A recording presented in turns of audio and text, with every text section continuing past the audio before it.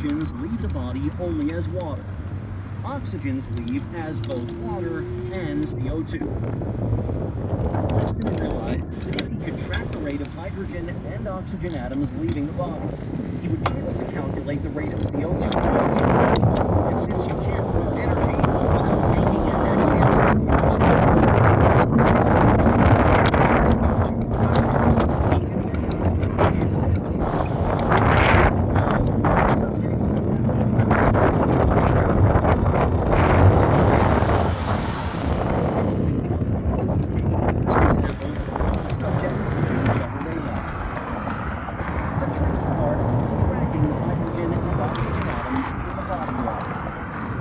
Lifson hit on the idea of using isotopes, which means that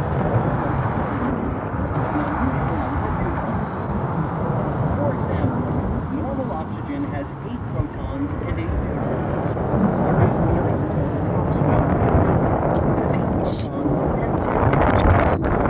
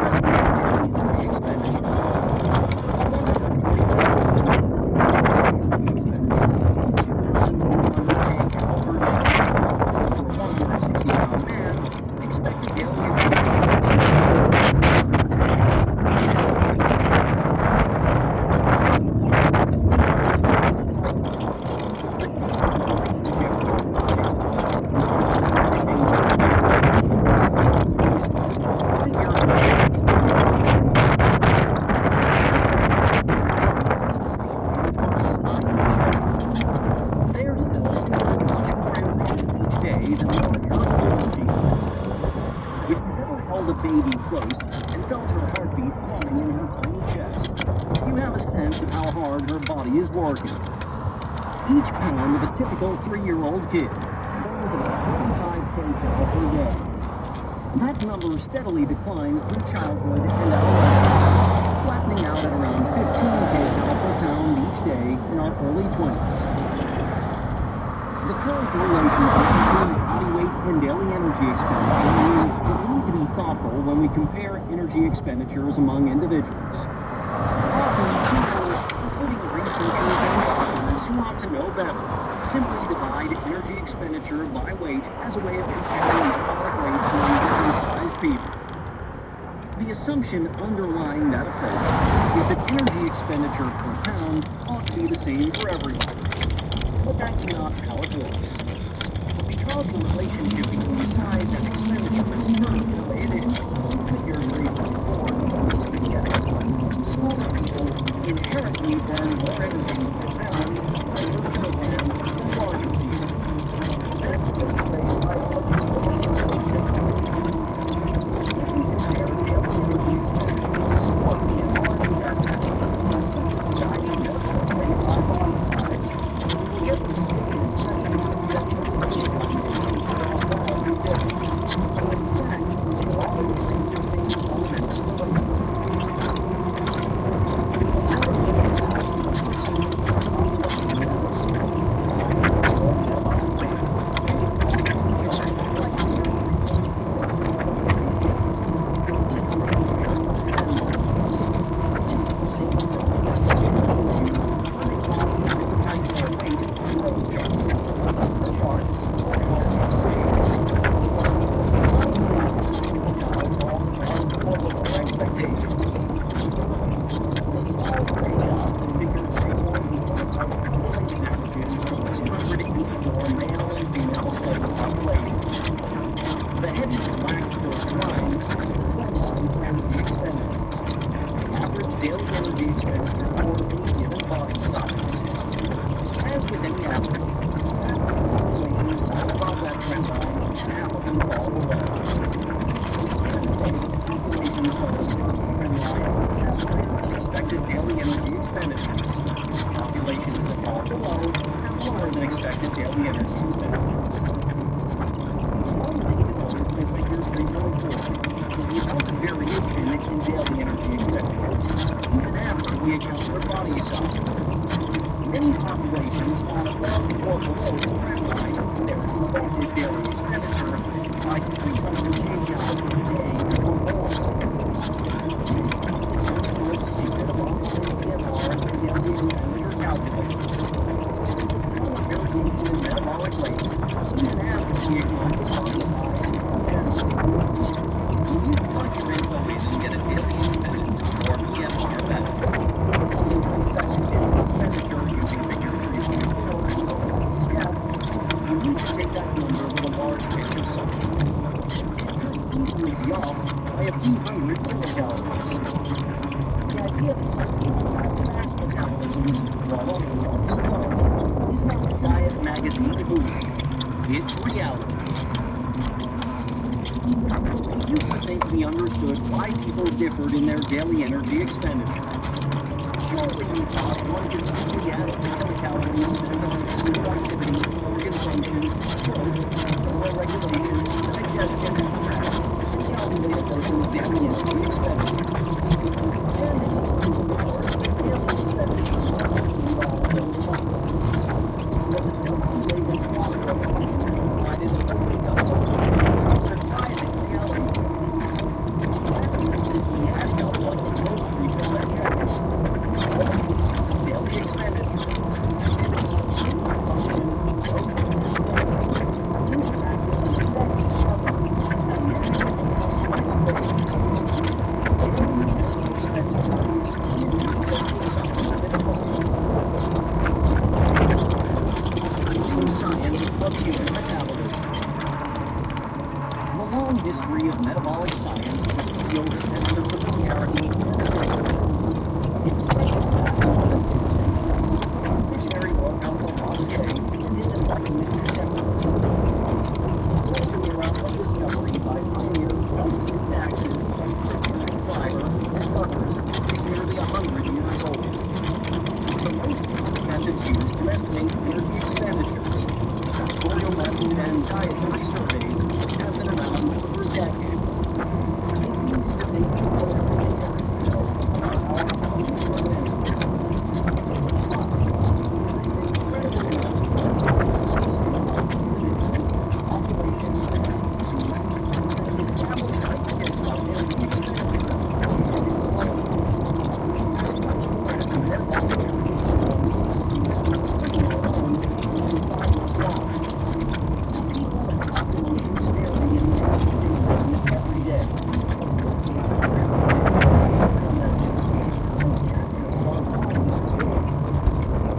Why do humans burn around 2,500 to 3,000 kcal per day? Why do some of us burn more energy each day than expected for our size, while others burn less? Longevity goals. Activity and diet affect energy expenditure and metabolic health. The rest of this book tackles these big questions.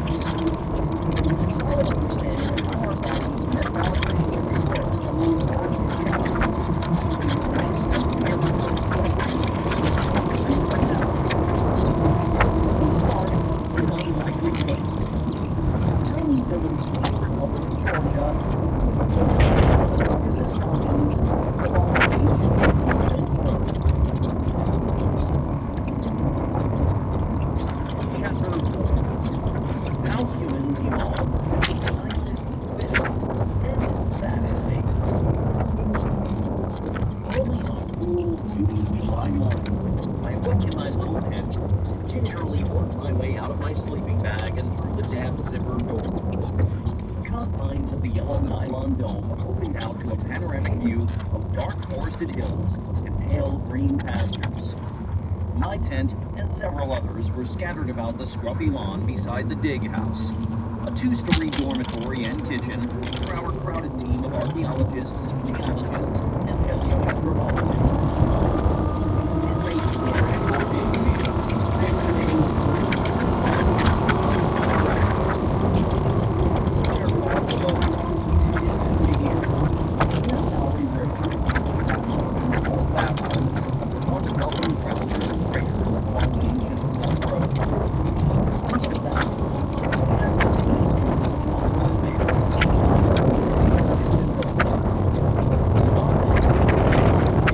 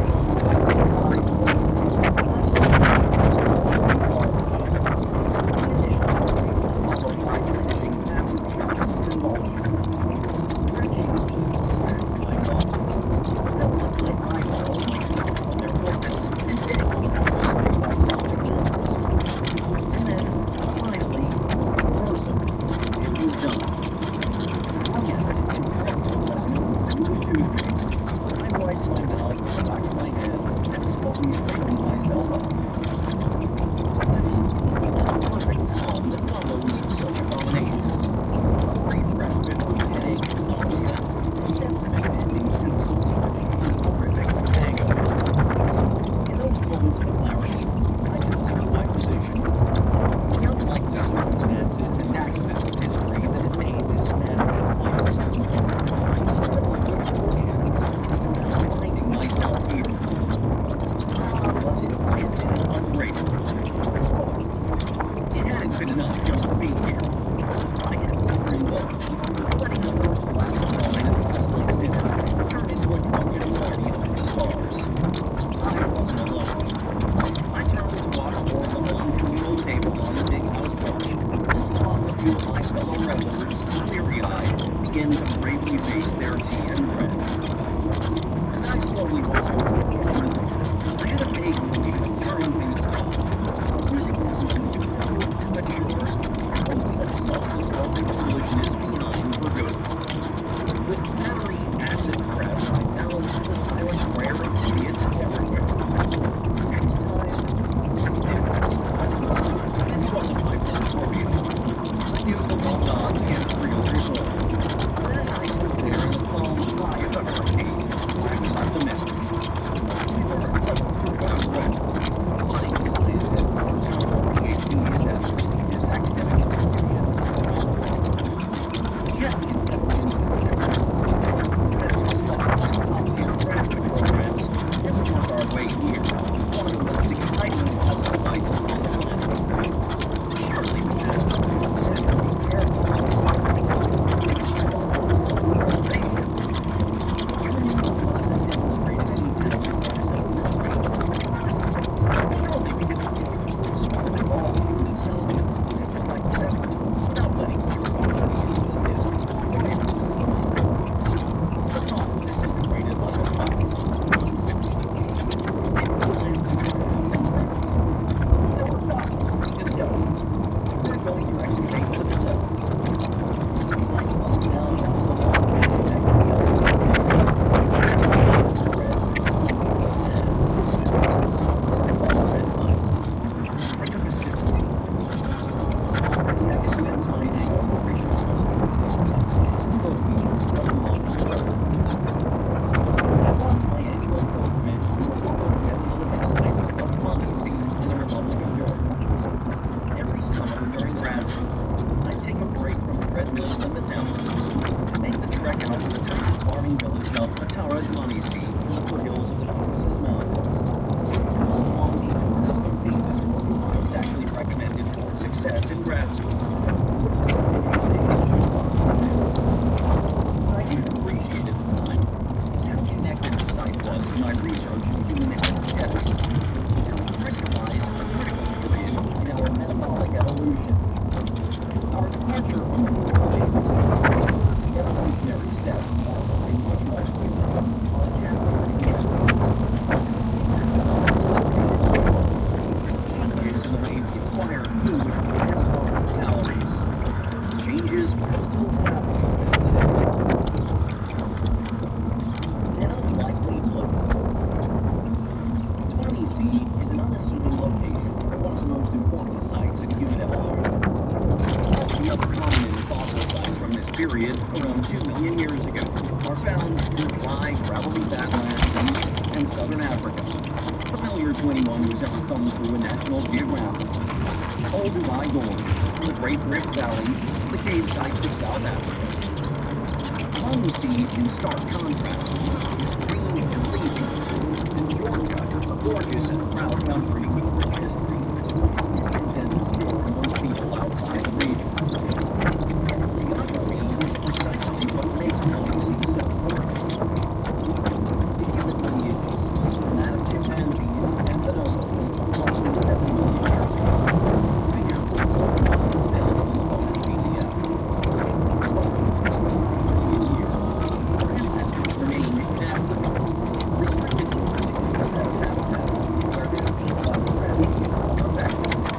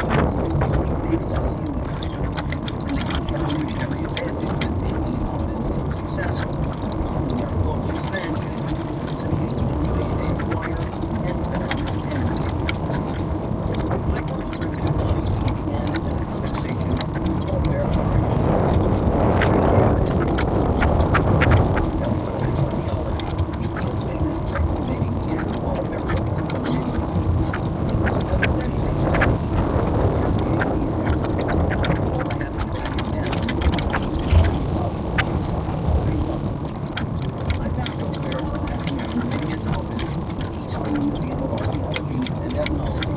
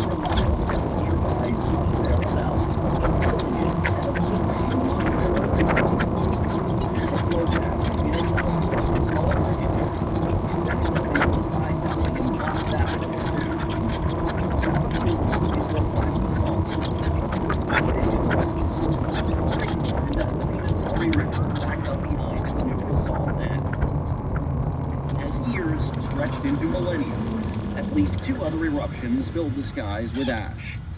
The animals that roamed the landscape, a menagerie that included now extinct species, ostriches, giraffes, horses, gazelles, saber-toothed cats, wolves, bears, and rhinoceroses, choked on the ash and wondered, to the extent they could, what the hell was going on. These ash falls blinded the landscape, including the narrow promontory squeezed between the basalt-filled Ashavera River Valley and the Pinasauri Lake. This ash became the soil. All in all, lucky bands of Homo erectus, early members of the human genus, lived out their lives in the rolling mountains around the Pinasauri Lake. They were invasive species, and spilling out into the rest of the world for thousands of years.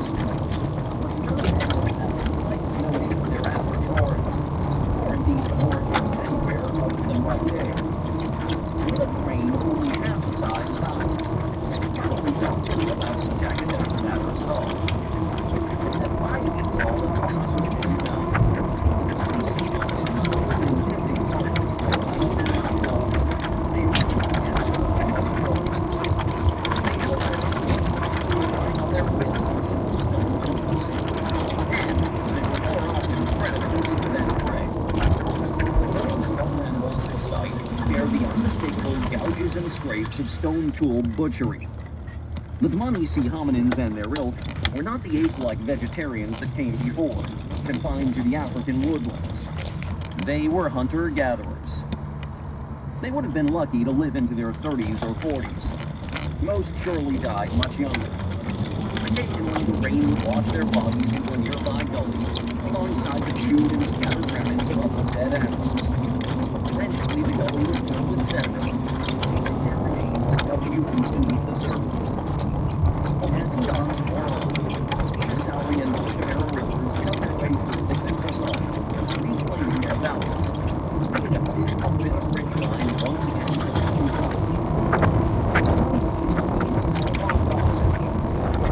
by waves of later mountains.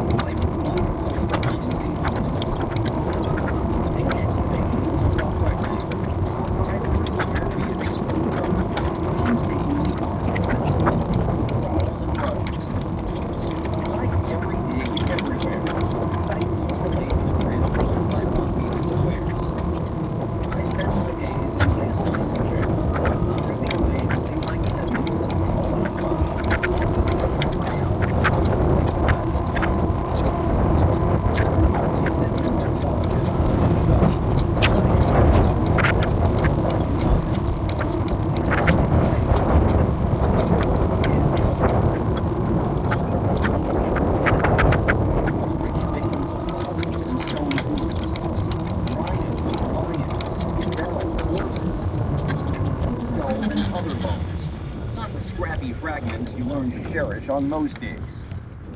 You'd realize that the person digging in the square next door had gotten awfully quiet, and look over to find them absorbed in the ticklish work of wresting some behemoth from the ground, its curved and intricate skull emerging from the surface like Excalibur.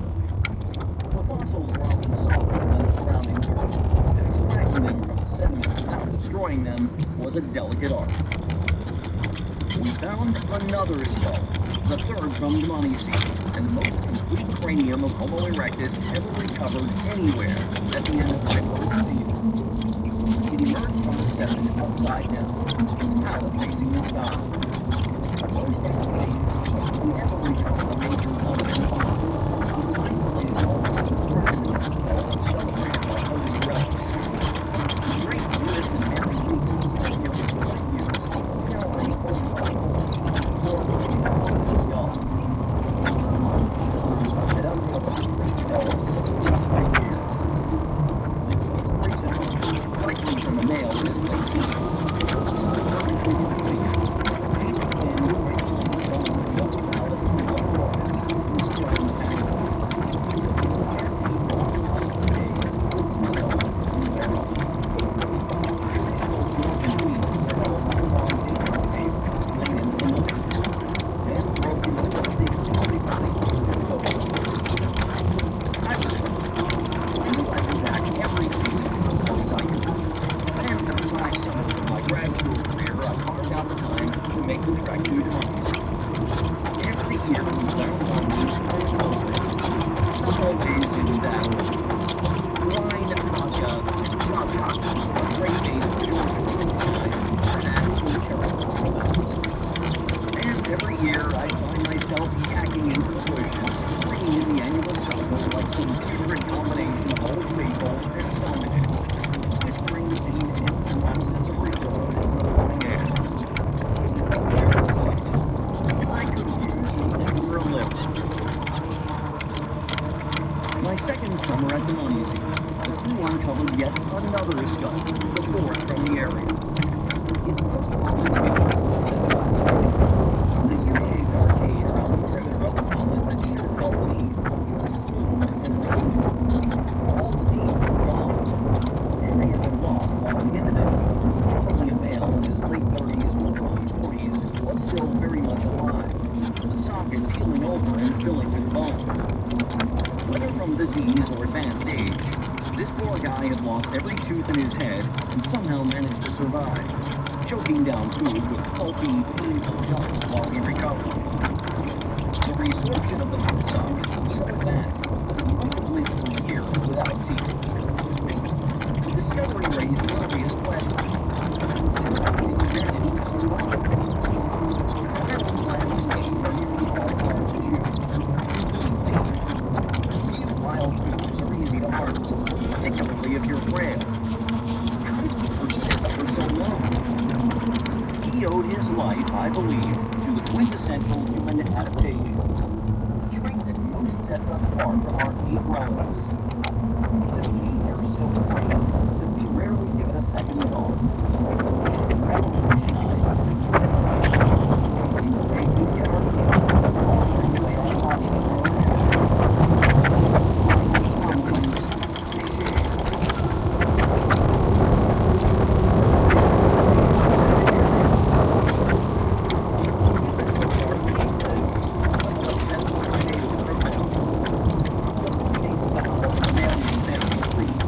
a 3 to 8 roughly 65 million years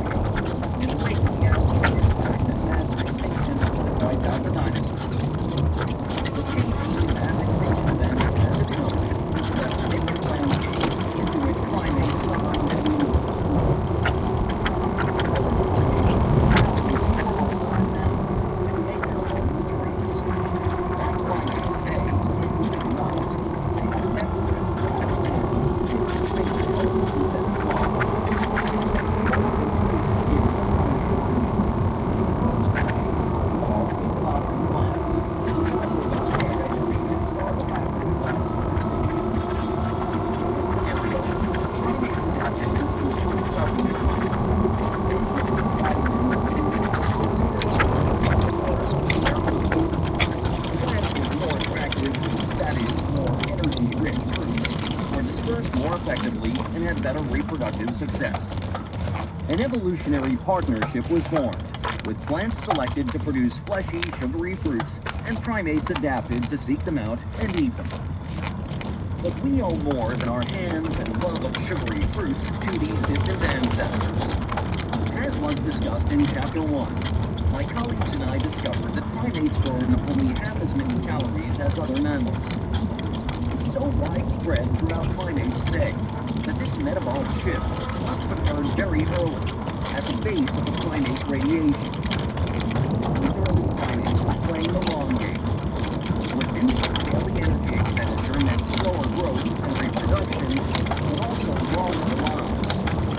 Rather than concentrating all their reproductive effort for 8 years, where a bad year would wipe out most of the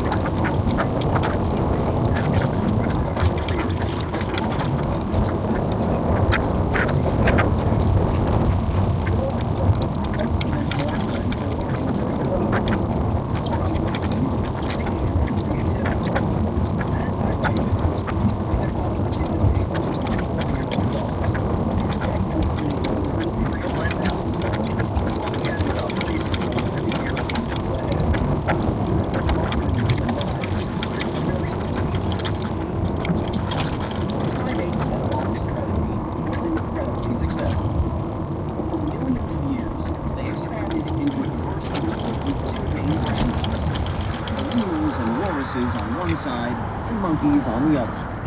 Around 21 million years ago, a new shoot sprouted from the monkey branch, the apes. The apes, or hominoids, as the group is technically called, grew to be a successful lot. For 15 million years, they proliferated and expanded across Africa, Europe, and Asia. There were dozens of species. Then, for reasons that remain obscure, their fortunes changed. The bushy ape bough was pruned to just a few branches. By 6 million years ago, we lose nearly all trace of apes in the fossil record. Only a handful of hominoid species persist today. Chimpanzees, bonobos, and gorillas in equatorial Africa, orangutans and several species of gibbons, lesser apes in the casual condescension of primate taxonomy in the rainforests of Southeast Asia. The only other ape lineage to survive was ours, the hominids. Around 7 million years ago in Africa, the population of apes gradually split into. One of the resulting populations would become the founding stock of the chimpanzee and bonobo lineage. Those two species didn't split until much later. Figure 4.1 from this period. The other population was the leaders of our lineage, the hominids. There are at least as many ideas about why this is occurring as there are from paleoanthropologists. But consensus. From the fossil record, we know that the earliest hominins walked on 2 legs and had stubby, less lethal canine teeth. Otherwise, they were very ape-like. Chimpanzee-sized bodies and brains, long arms, long fingers, and grasping feet for scrambling high up in the trees. The first chapter of hominid evolution was 7 to 4 million years ago. At least 3 different fossil species are known from this period, all in Africa. Only one, Ardipithecus ramidus from Ethiopia, is well characterized, with dozens of fossils and a nearly complete reconstructed skeleton, from a meat-sized head to long grasping toes. Others are less complete. The oldest, Sahelanthropus chadensis from Chad, is not only from a skull and some scrappy fragments of blood. Aurorin tugenensis from Kenya has the opposite function. Pieces of limb bones and some loose teeth. This might lead you to ask, how do the scientists know that these fragmentary finds are different species, or even that they are hominids at all, and not members of some other lineage? Congratulations! You've just invented the field of paleoanthropology. The gory details of paleoanthropological research are the topic of another, larger book. But suffice to say, it's hard work, requiring a keen eye and an encyclopedic knowledge of the morphological signatures of different taxonomic groups. Uncertainty is the norm. Paleoanthropologists routinely work themselves into a lather over the anatomical minutiae that distinguishes one fossil species from another, or get into shouting matches at highbrow academic conferences trying to make the case that their fossil species is a direct ancestor to living humans, while someone else's pet species is just a side branch dead end. Or gasp, not even a hominin at all. If you want to ruin a paleoanthropologist's day, suggest that the fossil hominin species that he discovered, named, and has dedicated his life's work to is in fact just a local variant of some other previously described species. The second chapter of our lineage, from about 4 to 2 million years ago, stems from a much more complete fossil record. This is the era of the genus Australopithecus, in the famous history of Australopithecus afarensis.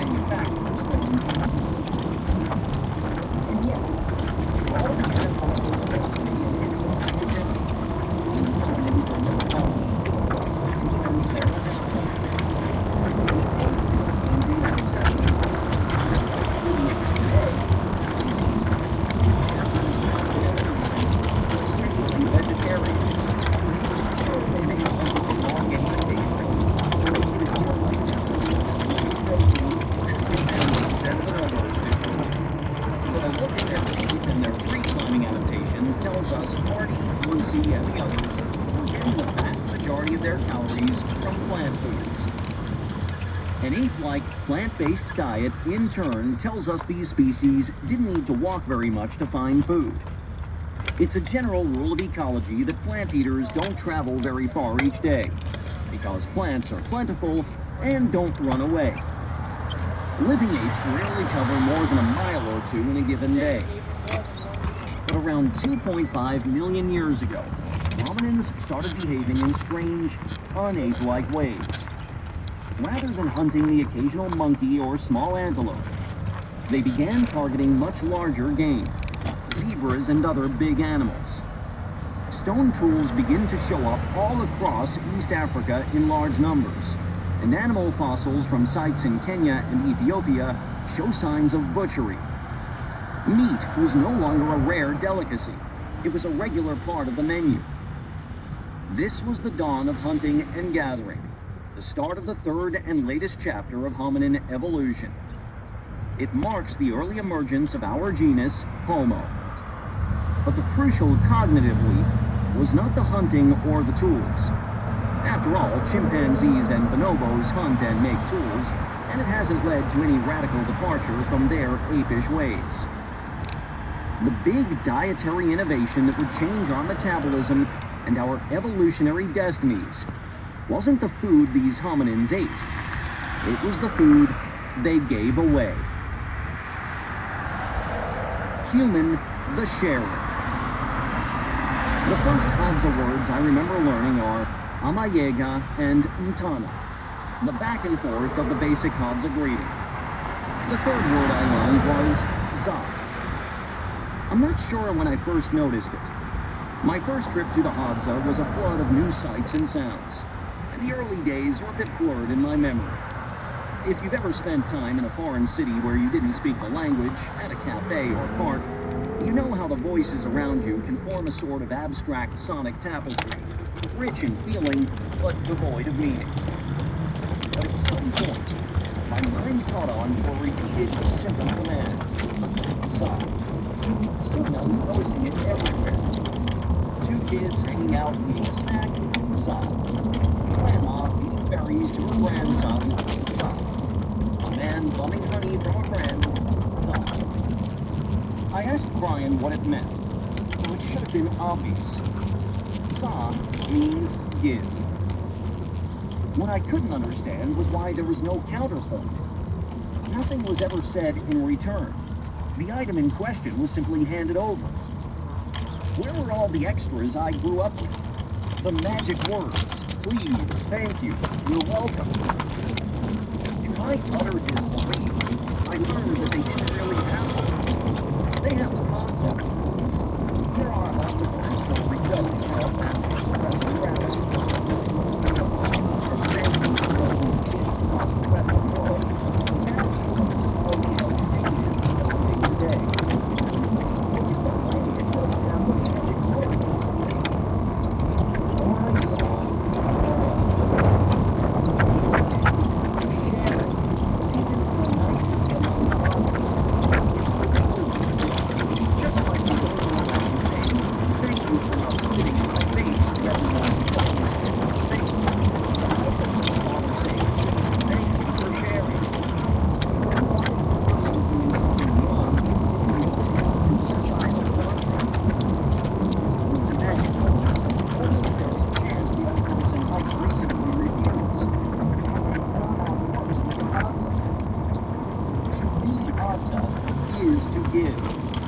Everyone shares with everyone all the time.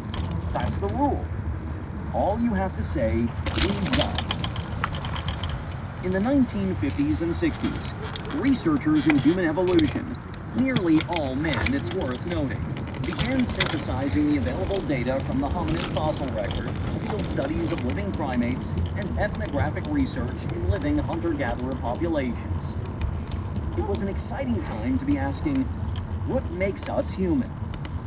These fields were still young, but enough work had been done, enough fossils found, to move beyond the mere speculation of previous generations and begin synthesizing holistic, evidence-based reconstructions of our evolutionary past.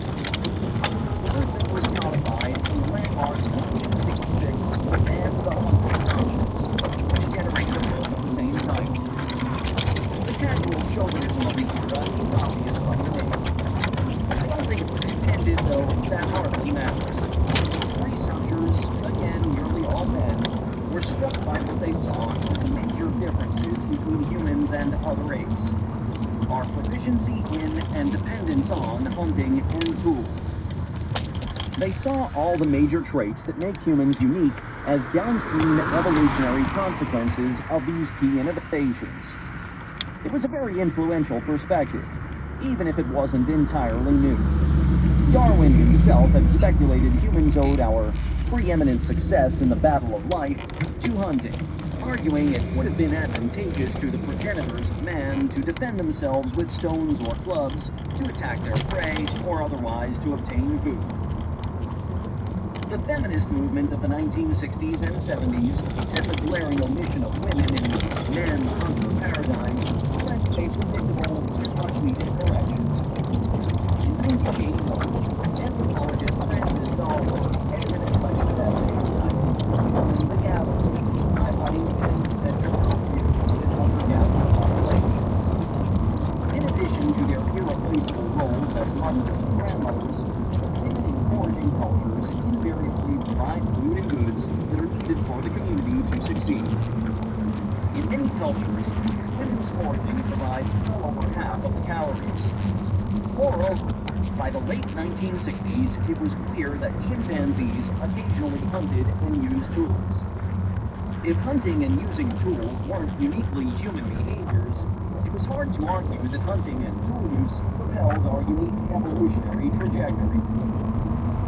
Frankly, I think that focusing solely on men's or women's occupations misses the men and women both make essential contributions in hunting and gathering societies.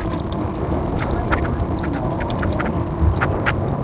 Hunting and gathering isn't the love or the gathering, it's the end. More than just the end, or the gathering. We are human in the share. In stark contrast, the apes are everywhere. Short bodies of all species are capable of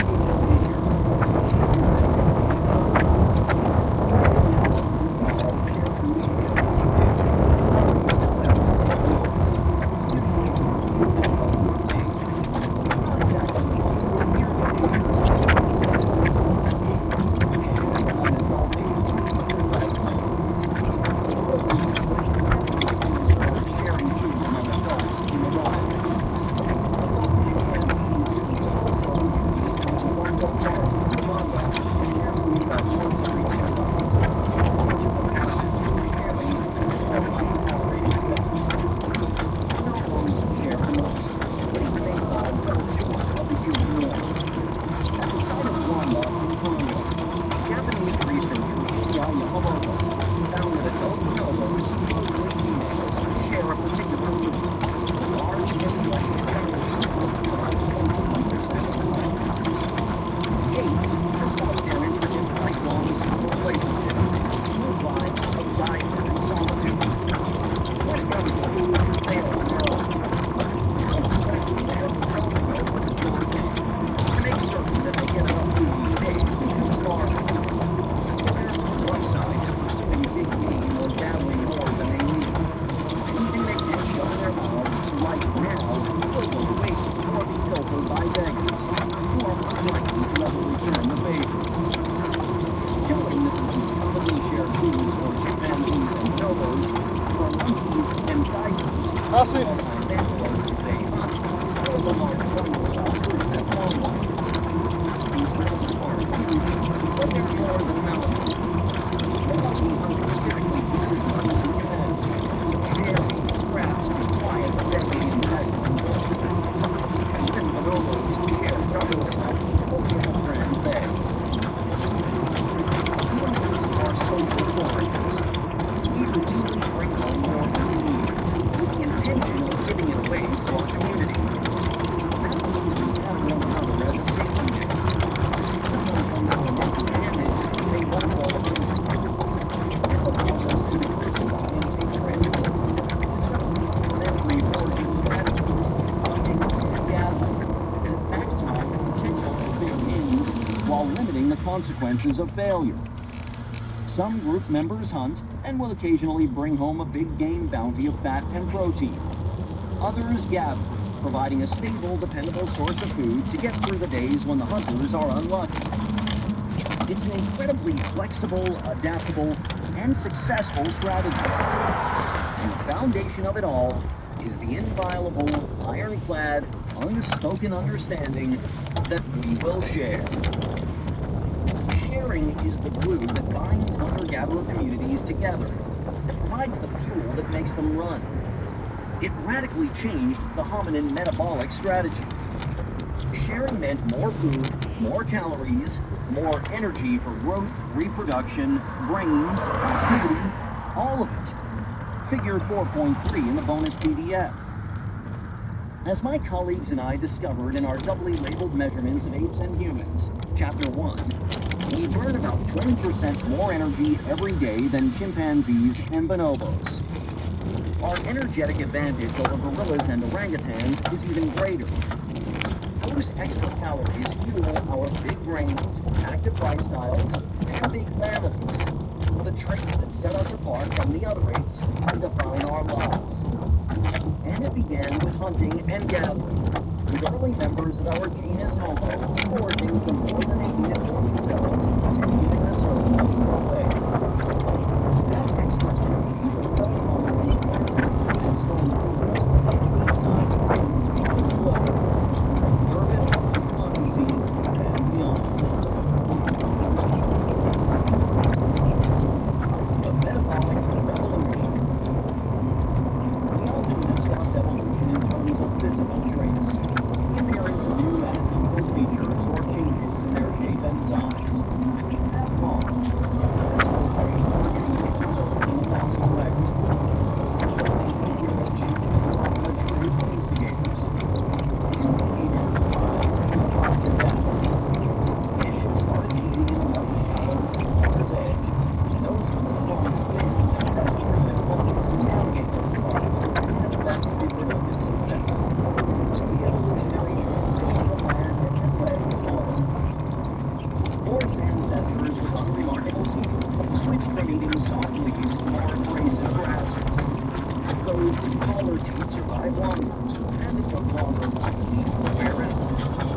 After millions of years, long teeth became the norm for horses, which is why you can tell the age of a horse by looking in its mouth to see how worn down its teeth are. A savvy move if you're buying a horse, but rude if it's a gift. Polar bears started swimming and diving to hunt, then evolved webbed feet. Behavior leads, form follows. It would have taken a very particular set of circumstances for sharing to prevail in the common lineage.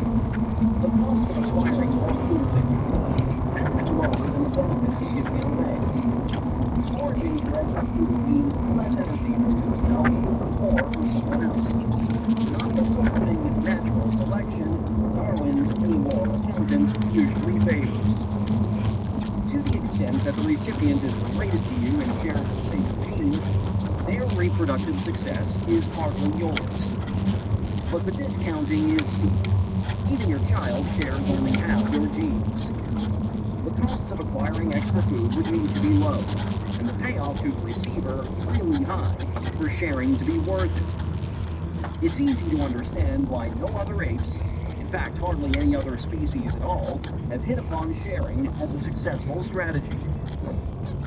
Despite the long odds against it, in a population of 8-brained hominins some 2.5 million years ago, somewhere in eastern Africa, the right combination of conditions, diet, and behavior aligned.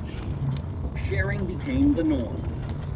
Sadly, the details of its origins may be too fine-grained to be caught in the rough sieve of the fossil record.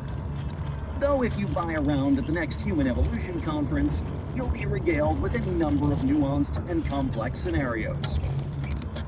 The earliest hard evidence for sharing comes from cut-marked bones on large animals like zebra. No hominin could eat a zebra by himself, no matter how hungry. And targeting a zebra, dead or alive, would require teamwork, either to hunt it or to push other hungry carnivores off the corpse. Teamwork pays only if there is an agreement to share the spoils. Perhaps hominin sharing grew from ape-like hunting, with some individuals giving more than the limited grudging scraps we see with chimpanzees. Or perhaps hominin sharing grew from the sort of fruit-sharing behavior we see among female bonobos at Wamba. A strong case can be made that wild tubers, the distant cousins of the potatoes and yams in our supermarkets today, were an important shared food early on. Tubers are a dietary staple for the Hadza and other hunter-gatherer populations around the world.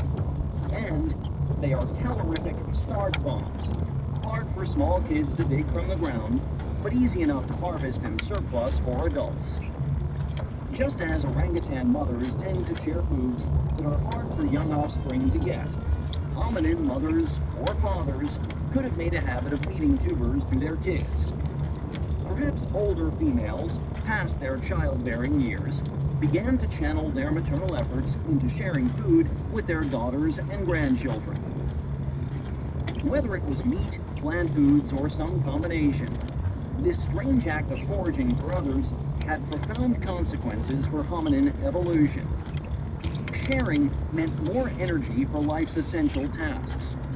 survival and reproduction, the currencies of natural selection improved. The sharing hominins and their kin outcompeted their less generous neighbors. We are the descendants of these early sharing hominids. Over time, hominin physiology responded to this new behavior, ramping up metabolic rates to take advantage of the extra calories. This was the metabolic revolution, year 4.3 in the bonus PDF, and it has shaped the evolution of our genus Homo ever since. Positive feedback and virtuous cycles. Just as your metabolism reflects the orchestrated activities of all of your body systems working together, the metabolic revolution changed every aspect of our physiology. Since calories don't fossilize, it's difficult to dissect which changes came first. The first sign of metabolic acceleration that we see in the fossil record is an increase in brain size. Brains are metabolically expensive organs, as we discussed in the last chapter. By 2 million years ago, not long after the earliest buck-marked bones, we find fossil hominins with brains nearly 20% larger, consuming 20% more calories than their Australopithecus predecessors. The fact that evolution favored channeling those extra calories into expensive brains says a lot about the metabolic strategy of our genus. Normally, we'd expect evolution to favor spending those calories directly on survival and reproduction.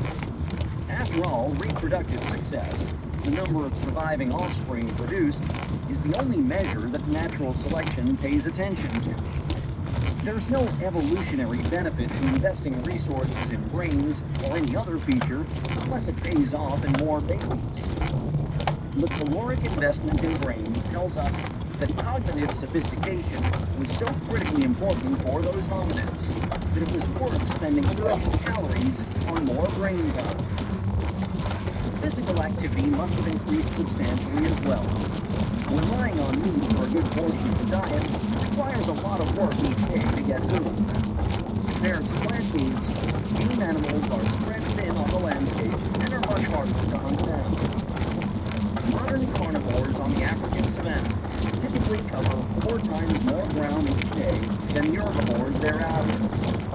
The transition to hunting early in our genus required a similar increase in the daily distance traveled, and it might have meant more than just a lot of walking.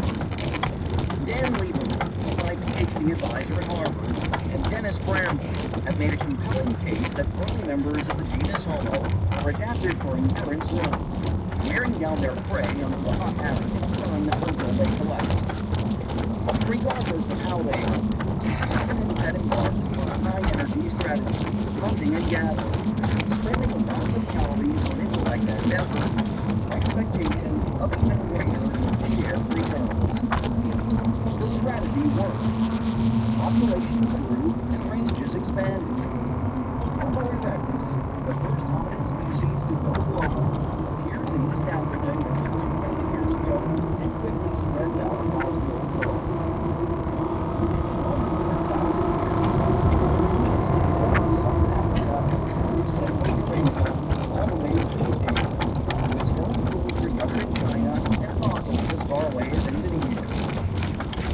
And gathering had hit its stride.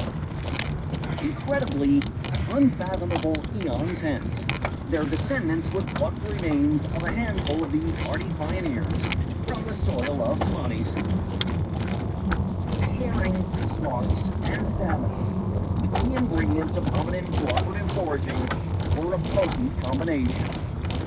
Greater brain power improved our ancestors' capacity to locate and procure the best fruits, tubers, and game, while simultaneously improving their abilities to plan and scheme together.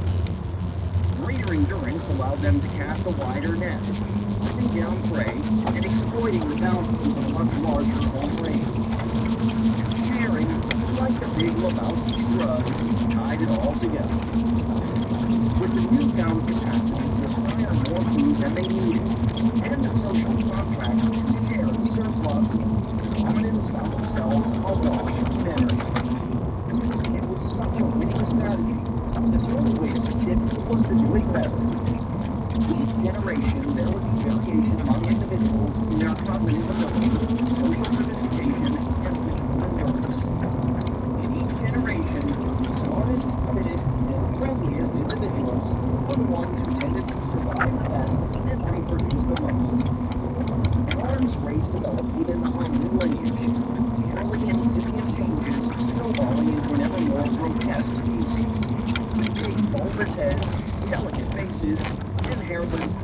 bodies. Species are more like us.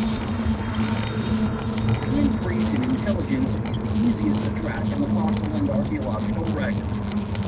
Fossilized skulls like those at the Dmanisi enable us to track the growth in brain size. A rough, though reasonable measure of intelligence quickly compared across species. In less than 2 million years, brain size triples in the genus Homo, steadily expanding like muffins in the oven.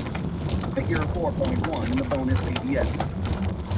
Stone tool sophistication increases in parallel.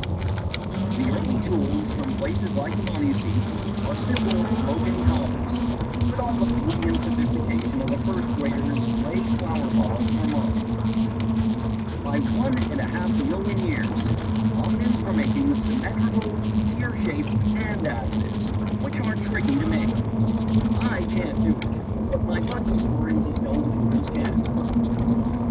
By 400,000 years ago, hominins were using complex, multi-step, below-rock processes to make long-thin blades and other incredible tools. Stuff so complicated that you have to build level 7 archaeology jobs with years of experience to make it today. Tools get only more intricate from there. Their sophistication growing in an unbroken chain of innovation. Paleolithic obsidian blades to the bow and arrow to the smartphone in your pocket. It's not only the tools, of course. By 500,000 years ago, hominins are controlling fire. This breakthrough may have come a good deal earlier. Debate on the subject is key.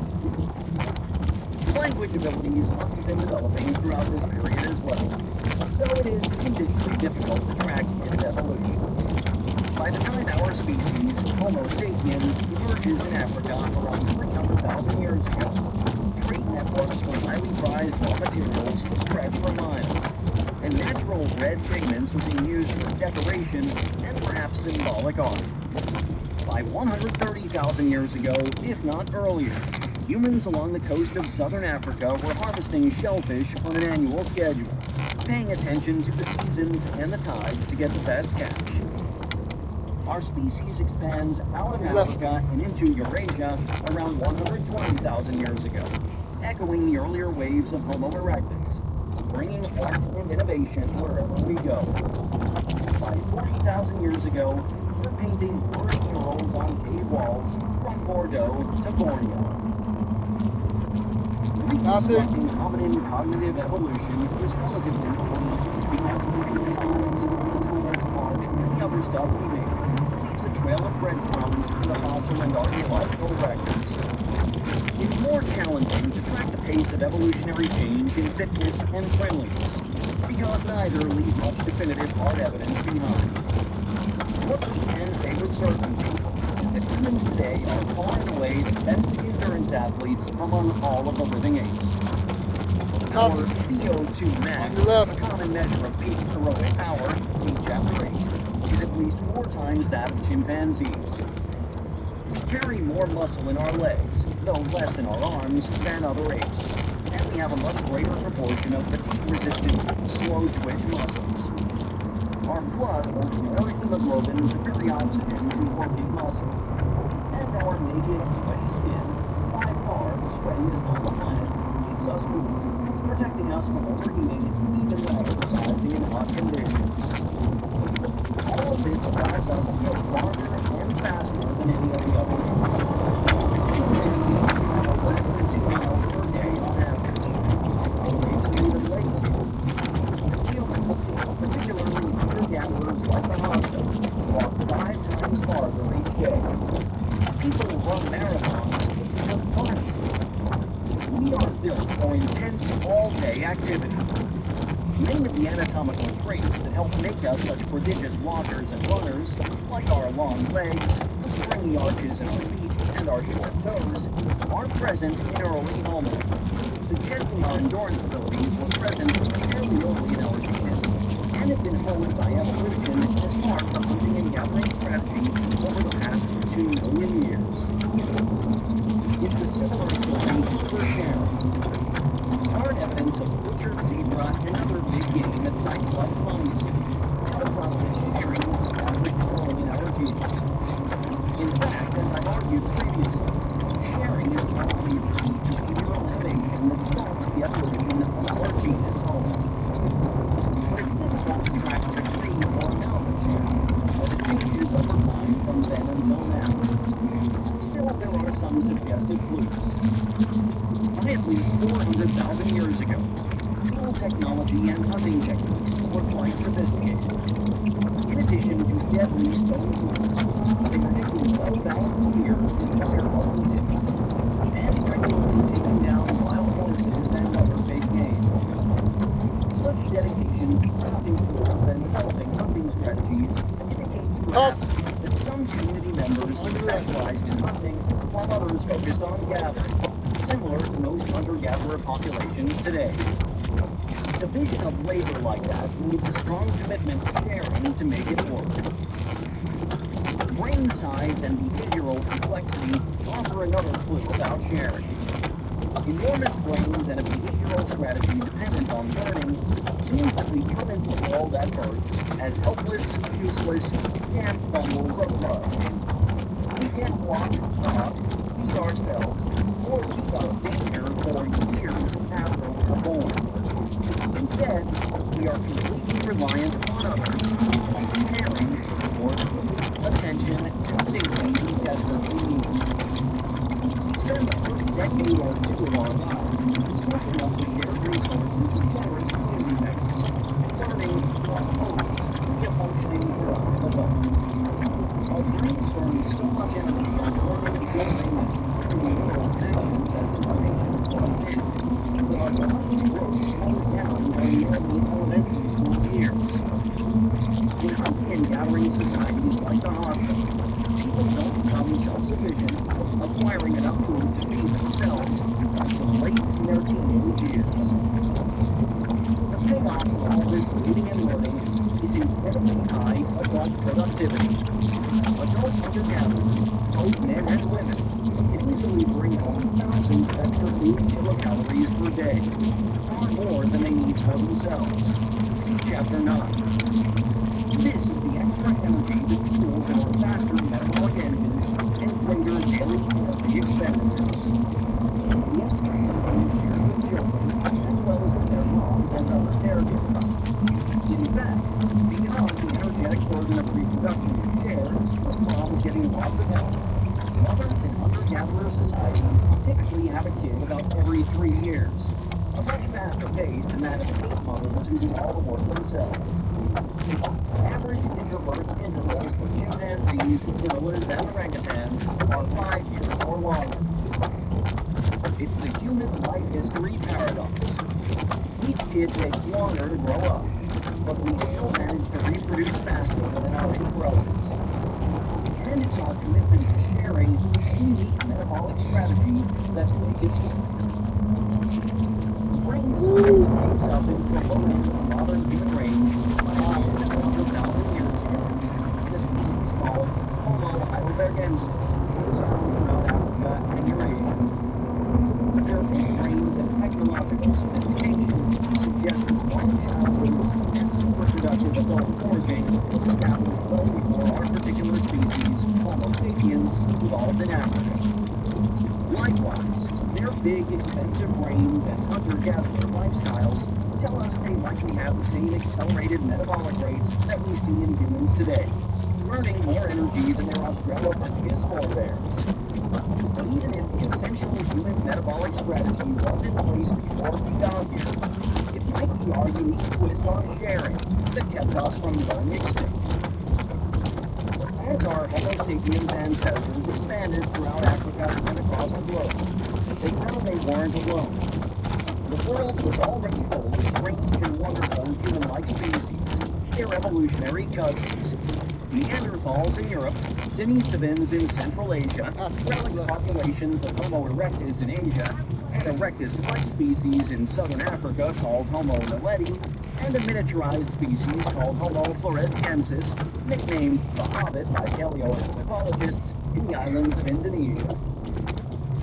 The modern science fiction fantasy of meeting some almost human in a distant realm, communicating, living with them, played out again and again in Paleolithic wilderness. Some of these species, like Erectus and Naledi, are helpful reminders that evolution has no momentum. These species evolved slightly larger brains than Australopithecus, among the earliest hunter-gatherers. But at some point early on, natural selection stopped pushing them toward ever larger brains and more complex foraging. The vagaries of their particular habitats and ecologies were favored. The cost of bigger brains and the risks of increased generosity were greater than the benefits. So, with no pressure to change, they kept their modest brain sizes and early control habits for hundreds of thousands of years, even as human populations in other parts of the world kept changing. Evolution isn't trying to get bigger. Just because brain size increased steadily for a million years doesn't mean it will continue. We were not inevitable. Other species, like the Denisovans and Neanderthals, tell us we were not particularly special. These species were smart, adaptable, resourceful, just like us. In fact, they were so much like us that we interbred, raising hybrid families and wondering, no doubt, why the in-laws always seemed a bit peculiar. We find bits of their DNA in our chromosomes today, a few scattered bricks of a lost civilization recycled into modern construction. Why they went extinct and we persisted, why we're the only hominins left on the planet today, remains one of the great mysteries. It's often been argued that we were simply smarter or more creative, but it's not at all clear that was the case. Neanderthals had brains larger than ours, and were making cave art, playing music, and burying their dead long before we showed up. Perhaps it was just dumb luck, a cosmic roll of the dice where chance happened to favor us. Perhaps we brought new diseases into Eurasia with us as we expanded across the globe, wiping out the Neanderthal and Denisovan populations in the same way that European diseases devastated Native American populations after contact. One compelling explanation is that humans persisted because we were friendlier. Richard Wrangham at Harvard University, as well as Brian Hare and Vanessa Willis, my colleagues at Duke, have argued that Homo sapiens became hypersocial through a long process of self-domestication. In this scenario, individuals, particularly men, who tried to get their way through violence and intimidation were ostracized, or in Wrangham's telling, even executed by members of their group. Over time, friendly traditions were favored. Mean people didn't have. Humans took the sharing behavior of earlier Homo species to the next level. Our communities began to function as hyper-cooperative superorganisms, like beehives or ant colonies. In this scenario, our greater social cohesion was our key advantage over Neanderthals and Denisovans as we spread into Eurasia. When we found ourselves Neanderthals and other hominins, our hyper-cooperative strategy won out. Whether humans were unique among hominins in our propensity to work together, it's clear that our extreme sociality, huge brains, and capacity for physical activity are the key traits that set our species so fundamentally apart from the other apes. And we owe it all a year legacy of hunting and gathering to our complex social worlds and empathy, our ability to explore the galaxy and split the atom, our ability to endure, our willingness to share lunch. All of it is literally part of our DNA. And all of it is fueled by our high-energy metabolic strategy. Our metabolism, the way we get our energy and the way we spend it, was essential to our radical evolution. Did I mention there's a downside? The downside. I grew up in the rolling remote hills of the Appalachian Mountains of northwest Pennsylvania, a little town called Kersey. Like yours, my childhood was filled with daily lessons and constant reminders of my social identity. I was a boxer, a Catholic, a public school student, a Kersey kid, a Steelers fan, even if I rarely watched the game. Each of those layers meant something. It defined who my friends were and who was inherently suspect. Private school students, kids from St. Mary's. None of these identities was stronger than being a Penn State fan. My parents, older sisters, and many aunts, uncles, and cousins had all gone to Penn State. We watched few televised sports in my house growing up, and neither my mom nor dad cared much about sports. But if we were home on a Saturday in autumn, Penn State football was on the TV. My senior year of high school, I applied to exactly one college. Dear old Penn State. I honestly couldn't imagine going anywhere else. Penn State was my drive.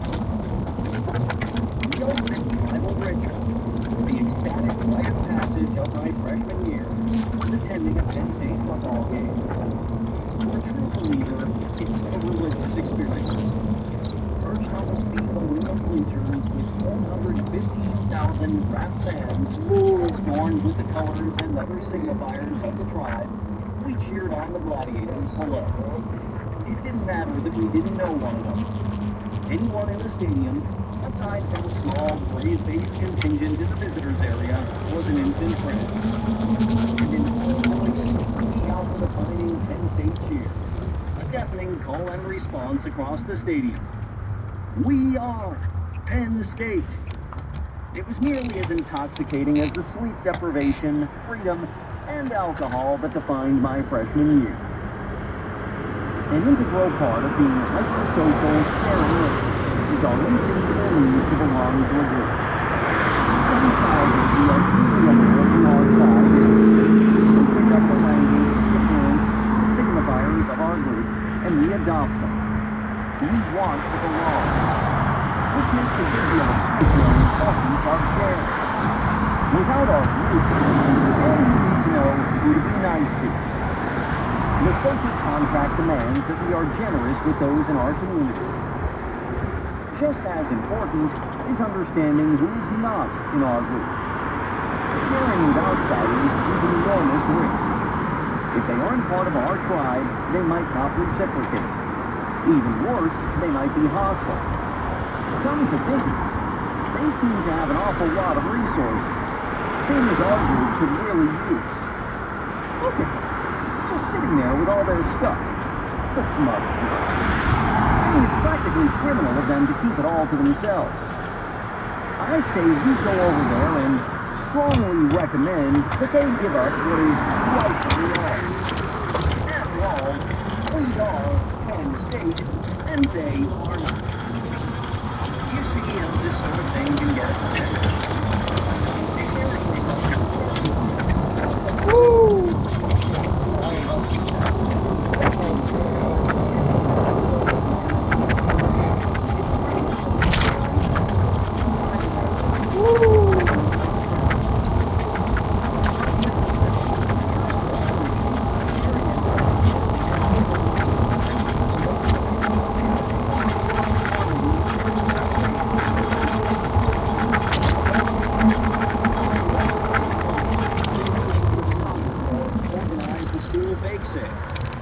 We can watch a tense movie in a crowded theater with hundreds of strangers, and no one bats an eye.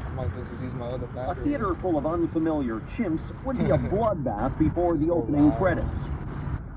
But the flip side is that we are generally indifferent and even hostile to anyone we deem an outsider. We divide our world into an in-group and an out-group. Penn State and Pitt, Steelers and Patriots, Republicans and Democrats, citizens and immigrants, my race and yours, Tutsi and Hutu, Muslims and Christians, ad infinitum. It matters very little whether the groups are defined by something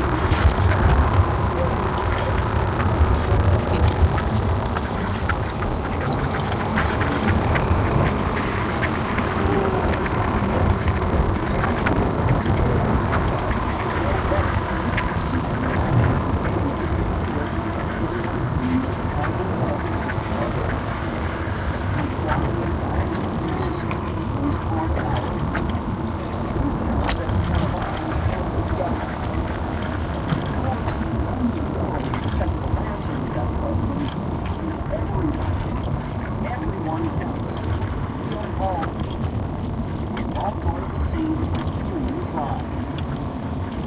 To win this argument, which we must, we will need to overcome our suspicion of outsiders, the evolutionary price we pay for our incredible willingness to share.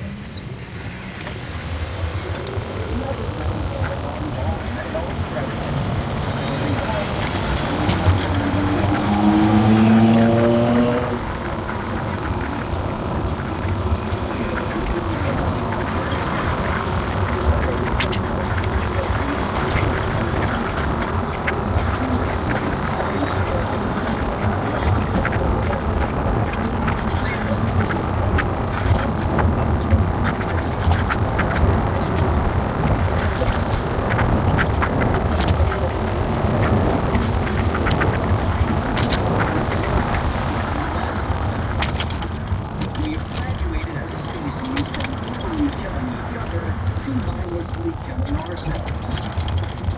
The problem isn't simply our inconvenience.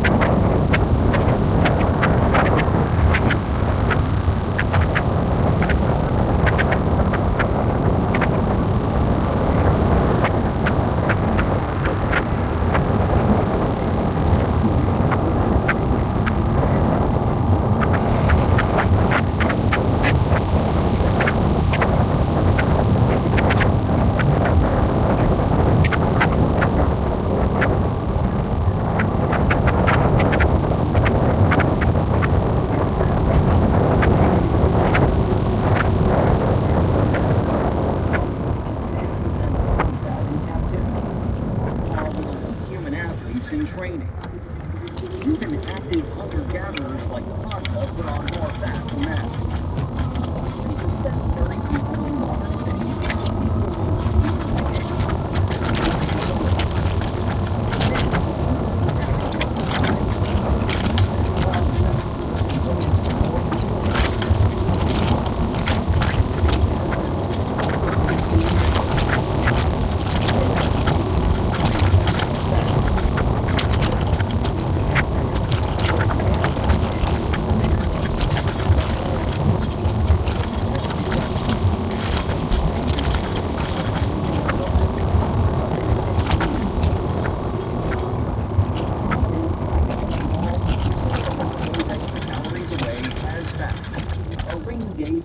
to survive future food shortages, long illnesses, or other disruptions in our energy supply. In our modern day built environments, those rainy days never come. Too many of us end up with more fat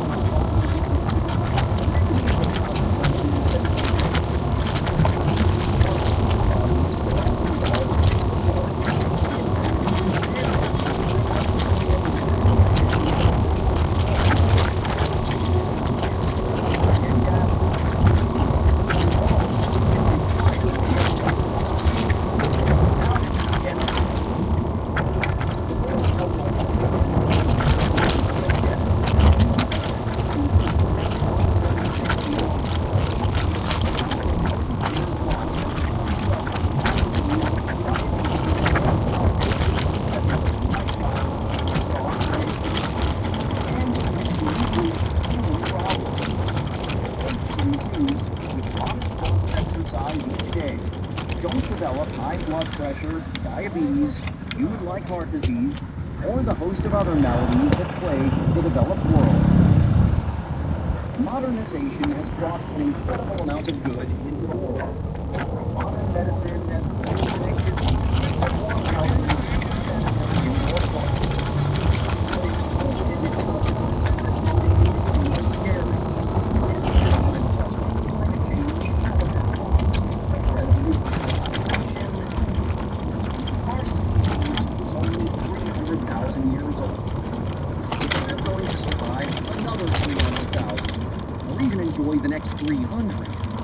got to start building better human zoos. Our one hope is our enormous, intelligent, creative brain. A long evolutionary history as hunter-gatherers has given us the cognitive capacity to shape our world.